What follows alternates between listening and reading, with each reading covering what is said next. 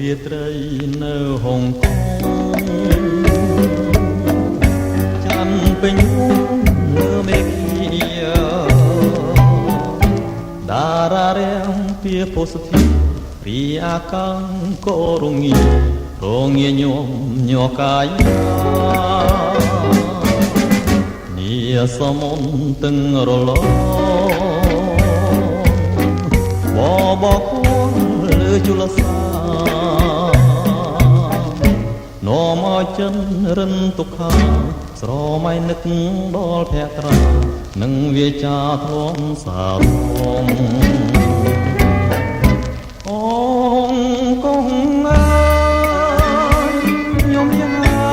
យទាំងនេះសៅមក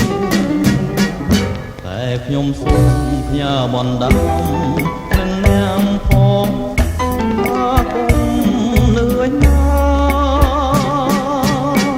បន្ទិញទៀនខ្ញុំឃ្លាទៅ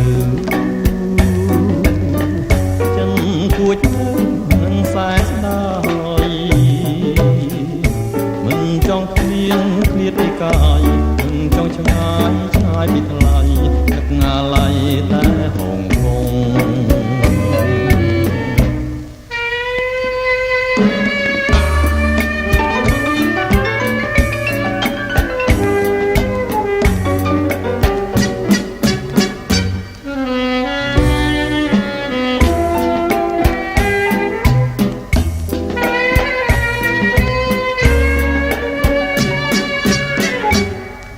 ទិញទៀនខ្ញុំឃ្លាត